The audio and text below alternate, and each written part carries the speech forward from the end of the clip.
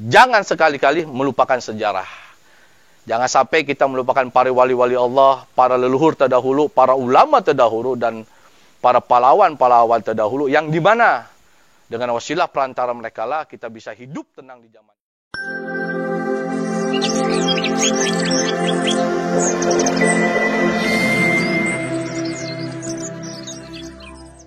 Bismillahirrahmanirrahim. Assalamualaikum warahmatullahi wabarakatuh.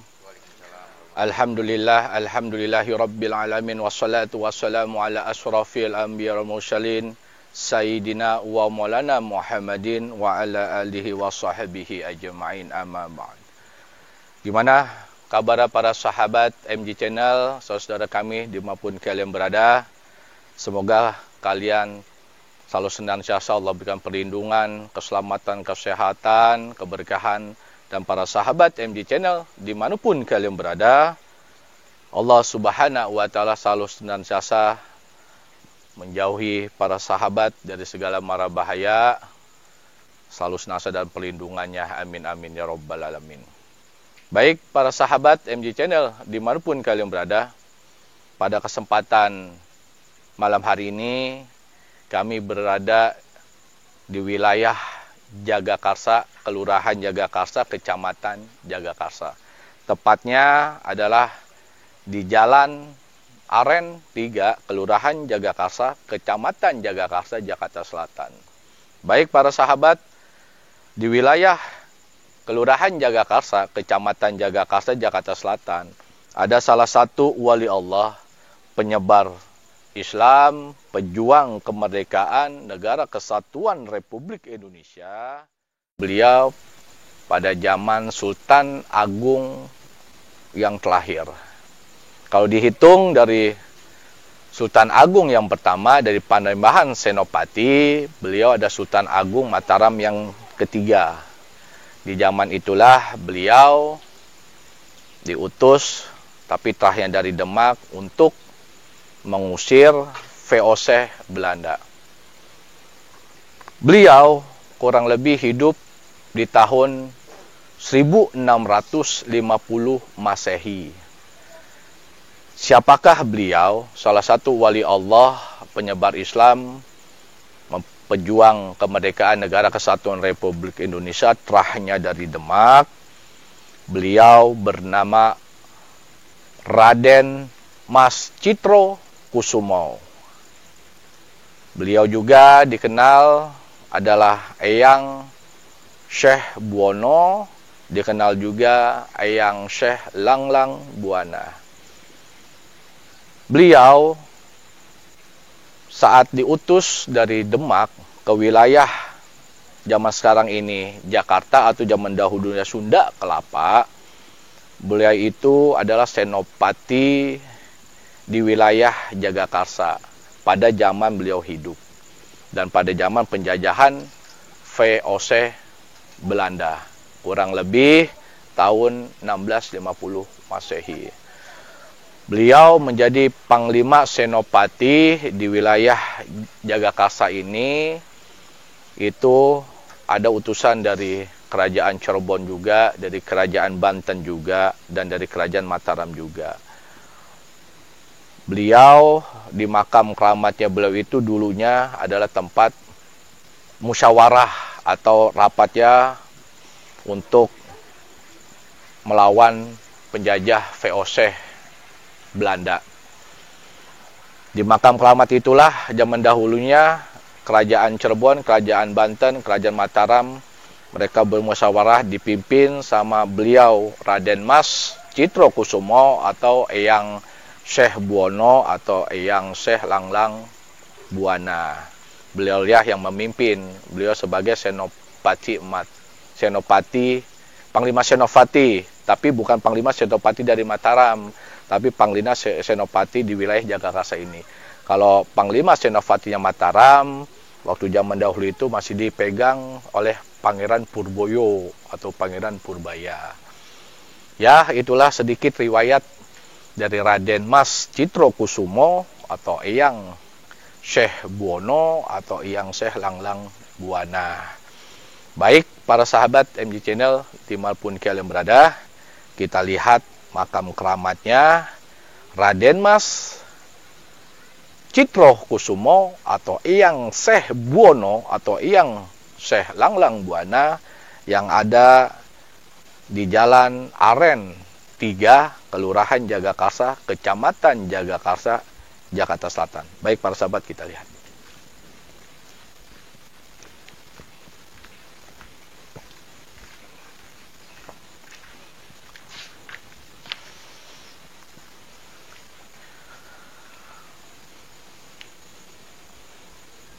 Assalamualaikum.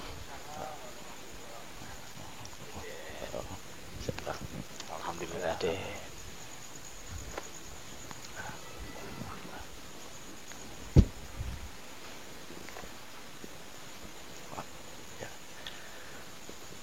Bah, izin kami mau ke Eyang Syekh Buono ziarah, sekalian sedikit kita buka riwayatnya. Mohon izin semuanya. Baik, mari.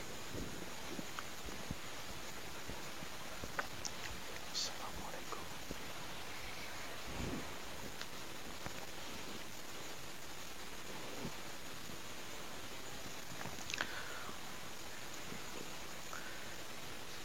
Ya baik, para sahabat MJ Channel dimanapun kalian berada, kita sudah berada di area makam keramatnya Raden Mas Citro Kusumo atau Eyang Syekh Buono atau Eyang Syekh Langlang Buana. Yang tadi telah kami sampaikan, beliau ada terahnya dari Demak dan lebih kurang kurun waktunya tahun 1650 Masehi, dan beliau adalah salah satu utusan juga dari wilayah Mataram pada zamannya Sultan Agung Mataram yang ketiga. Kalau dihitung dari Panembahan Senopati Mataram, beliau adalah yang ketiga, Sultan Agung Mataram yang ketiga.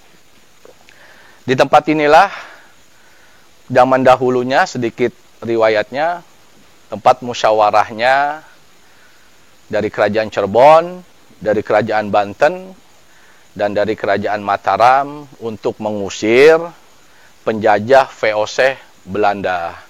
Inilah di sini tempatnya zaman dahulu. Nah, beliau adalah panglimanya atau panglima senopati di wilayah sini Jagakarsa, bukan panglima atau senopati Mataram.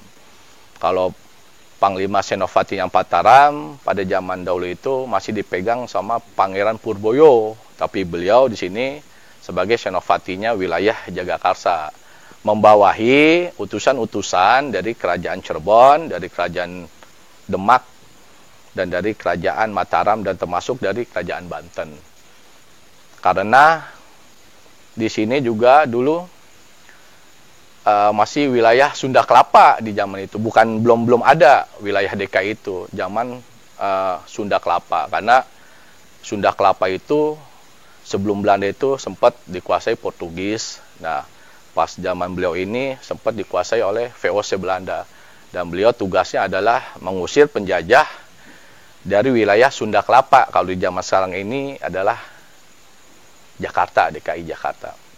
Dan beliau yang Syekh Buono yang tadi kami sampaikan, beliau ini adalah senopatinya gitu.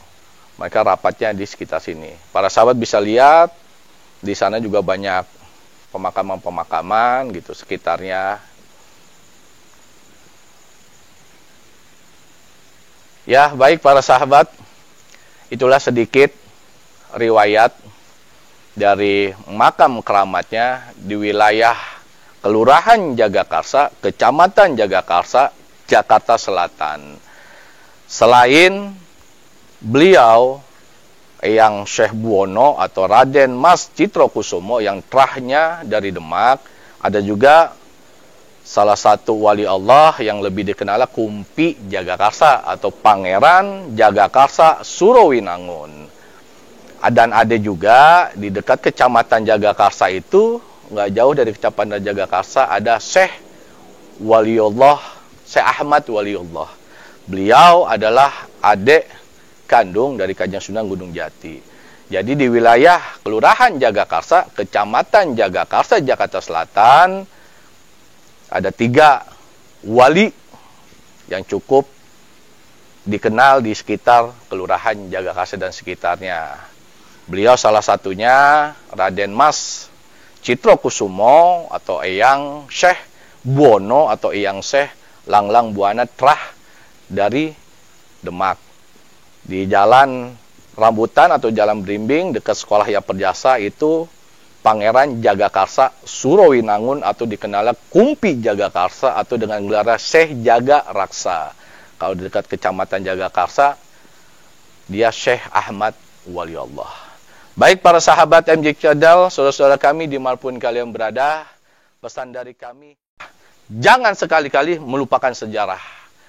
Jangan sampai kita melupakan para wali-wali Allah, para leluhur terdahulu, para ulama terdahulu, dan para pahlawan-pahlawan terdahulu, yang dimana dengan wasilah perantara mereka lah kita bisa hidup tenang di zaman ini. Tanpa perantara wasilah mereka, kita belum tentu bisa menikmati hidup tenang di zaman saat ini. Jadi sudah patutnya kita bersyukur kepada Allah Subhanahu wa Ta'ala berkat jasa-jasa para wali-wali Allah, bil khusus para wali yang ada di negara Nusantara atau negara Kesatuan Republik Indonesia, para ulama-ulamanya, para leluhur dan para pahlawan terdahulu yang telah memperjuangkan agama Islam, yang telah memperjuangkan negara Kesatuan Republik Indonesia.